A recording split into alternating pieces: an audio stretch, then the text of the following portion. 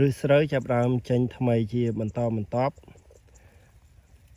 ហើយខណៈពេលដែលឫសចាស់ក៏នៅតែមានសមត្ថភាពក្នុងការបឺតស្រូបយកសារធាតុចិញ្ចឹមដែលយើងបាយទៅយើងឃើញឫសដែលវាចាក់ចូលនៅក្នុងទឹកនេះគឺឫសដែលធំឫសដែលកម្លាំងមែនទែនអ្នកស្រូវរបស់យើងចេញឫសជាបន្តតែម្ដងឫសស្រូវគឺល្អមិនត្រឹមតែឫសល្អទេដងដើមវាក៏ល្អដែរដើមវាបាយកូនច្រើនហើយផ្លោះល្អមែនតើស្រូវពូជ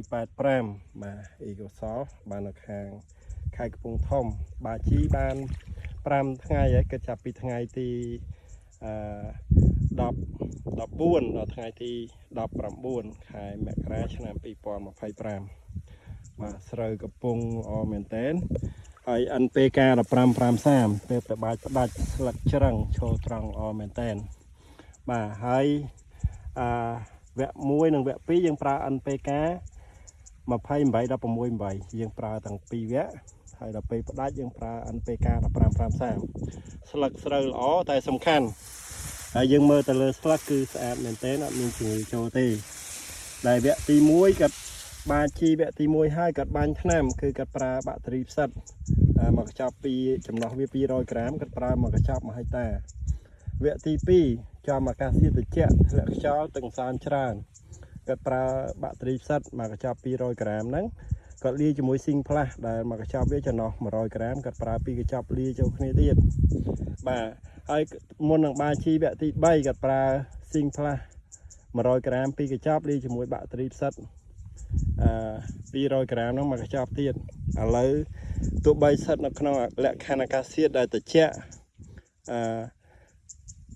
យើងឃើញថាអាកាសធាតុត្រជាក់ទឹកសើមច្រើនបាទហើយមេឃចៅអាប់ទៀតតែស្រូវពូជ85របស់គាត់នៅតែមានសុខភាពល្អជំងឺចូលអត់ចោះទេស្អាតមែនតើបាទស្អាត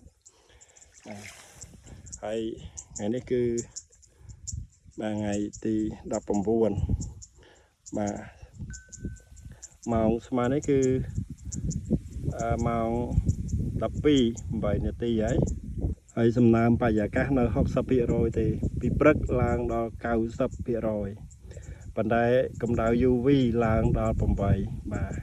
8គឺខ្ពស់ហើយ very high ហើយសីតុណ្ហភាពចន្លោះពី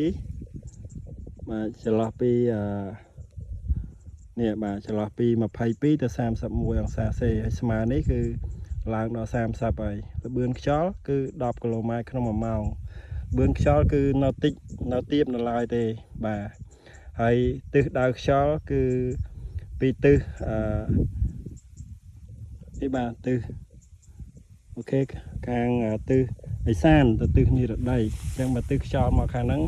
ក៏អត់សូវជាជួបបញ្ហាខ្លាំងពេកដែរវាអន្សើមវាអត់សូវប្រៃវាអត់ប្រៃតែបើសិនជាទិសខ្យល់ពីទិសនិរតីមកឦសានវិញគឺស្រូវអាចប្រឈមនឹងបញ្ហាជំងឺច្រើនអរគុណ